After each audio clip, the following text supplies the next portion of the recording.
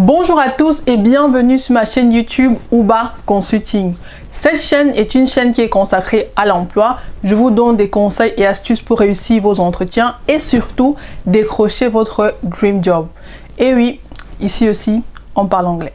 Pour tous ceux qui ne sont pas encore abonnés à ma chaîne, n'hésitez pas à le faire en cliquant juste ici en bas.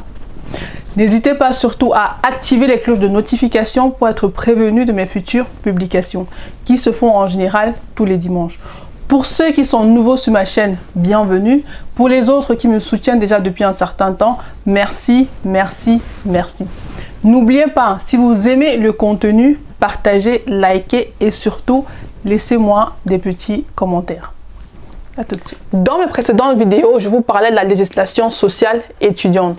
Je vous parlais notamment du contrat d'occupation étudiante, des formalités à remplir pour conclure ce type de contrat et je vous parlais aussi de la rémunération. Dans cette vidéo, je vais vous parler de deux choses. La première, c'est la fin ou la rupture de contrat d'occupation étudiante et la deuxième, c'est la soumission ou non à l'ONSS.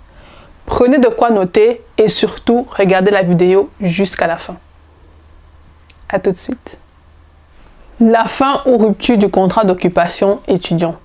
Dans une de mes précédentes vidéos, je vous disais que les contrats d'occupation étudiant sont généralement des contrats à durée déterminée. Ce qui signifie que la fin du contrat est généralement inscrite dans le contrat. Par exemple, vous avez conclu un contrat avec une entreprise X qui va du 2 septembre au 26 septembre par exemple. À la date donc du 26 septembre, votre contrat prendra automatiquement fin et cela sans formalité. Cependant, il existe des cas où le contrat est interrompu avant son terme. Par exemple, dans le cas où il y a eu une faute grave ou alors incapacité de travail de plus de 7 jours ou tout simplement sous la volonté de l'employeur ou celle de l'étudiant. Dans ces cas-là, on parlera de rupture de contrat d'occupation étudiant et certaines formalités doivent être remplies. Prenons le cas de la faute grave. Imaginez, vous arrivez au boulot, votre employeur vous insulte, il vous menace. Vous pouvez décider de mettre fin au contrat de manière immédiate. Dans l'autre cas, l'employeur peut vous soupçonner de vol, peut avoir des preuves que vous falsifiez des documents ou alors vous êtes absent de manière répétitive, il peut décider aussi de mettre fin de manière immédiate à votre contrat sous base de faute grave. Dans le cas où, par exemple, vous avez une incapacité de travail de plus de 7 jours, là encore, l'employeur peut décider de mettre fin à votre contrat, mais dans ce cas-là, il devra vous payer une indemnité égale à la durée de votre préavis. Dans le cas alors maintenant où l'employeur veut mettre fin à votre contrat ou alors tout simplement vous aussi vous avez décidé de mettre fin à votre contrat, vous pouvez.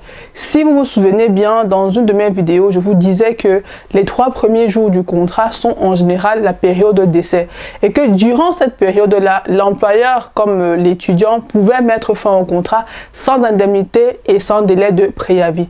Maintenant, quand vous arrivez à la fin de votre période d'essai et que l'employeur veut maintenant vous licencier, il doit remplir certaines formalités. Il doit déjà vous envoyer une lettre recommandée, datée et signée qui mentionne le début et la fin de la durée du préavis. Alors, les jours vont se compter en jours calendrier, ce qui signifie que tous les jours de l'année sont compris, les week-ends et même les jours fériés. Si c'est l'employeur qui décide de vous licencier, il doit vous envoyer un courrier recommandé ou alors le faire par exploit d'huissier. Dans le cas où c'est vous qui décidez de partir, vous pouvez lui notifier votre préavis soit de la main à la main, c'est-à-dire que vous lui remettez à main propre le délai de préavis contre signature. Dans le cas où par exemple il refuse votre préavis, vous pouvez alors cette fois-ci soit passer par la lettre recommandée ou tout simplement par exploit d'huissier. C'est quoi l'exploit d'huissier? C'est tout simplement c'est l'huissier qui ira remettre à votre employeur votre préavis. Voilà. En ce qui concerne cette fois-ci la soumission ou non à l'ONSS, qui est l'Office national de sécurité sociale, qu'est-ce que ça implique? Il faut savoir que l'ONSS est une grande caisse qui perçoit des cotisations patronales et personnelles et qui les redistribue cette fois-ci à d'autres différentes caisses. Et ces caisses-là sont chargées maintenant de les redistribuer aux utilisateurs finaux. Par exemple, on a l'ONVA, l'Office national de vacances annuelles, l'ONEM. Ça, ce sont des exemples des caisses qui sont alimentées par l'ONSS. Donc voilà. Quand un employeur vous emploie, il paye des cotisations ordinaires qui s'élèvent à 13,07. Dans le cas d'un étudiant, quand il travaille dans son contingent d'heures de 475 heures, l'employeur paye des cotisations réduites qui s'élèvent à 2,71% et on les appelle généralement des cotisations de solidarité. C'est pourquoi vous allez voir certains employeurs insister pour vous embaucher quand vous avez vos jours et quand vous ne les avez plus, ils sont un peu plus réticents. Parce que quand vous travaillez en dehors de votre contingent d'heures, eux, ils payent une cotisation ordinaire qui s'élève à 13,07 et ils n'ont plus de réduction.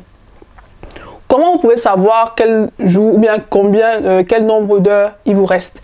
Vous pouvez soit aller sur Internet avec votre lecteur des cartes d'identité, faire la démarche, ou alors passer par les codes de token, ou tout simplement aller à la gare du Midi dans les bâtiments de l'ONSS et eux ils vous remettront une attestation Student at Work qui reprendra cette fois-ci tous les heures qui vous restent encore à prester. Voilà à peu près ce que j'avais à vous dire concernant ces deux notions-là. Pour résumer, sachez que pour mettre fin au contrat d'occupation étudiant, ça coïncide tout simplement avec la fin qui est mentionnée dans votre contrat. Dans le cas où il y a une faute grave, une incapacité de travail ou tout simplement la volonté de l'employé et de l'étudiant de mettre fin au contrat, ils devront dans ces cas-là respecter certaines obligations. En ce qui concerne l'ONSS, à partir du moment où vous travaillez avec vos heures, comme on dit généralement, vous, l'employeur, autant pour moi, paye des cotisations qui est égale à 2,71%. Et on appelle ça des cotisations de solidarité. Dans le cas contraire, il payera 13,07. J'espère que cette vidéo vous aura plu et que vous avez pu comprendre ce que le message que j'ai envie de vous faire passer. Si c'est le cas, n'oubliez pas, partagez, likez et abonnez-vous. Surtout, laissez-moi des petits commentaires. J'aime toujours bien vous lire et avoir vos avis sur mes différentes vidéos.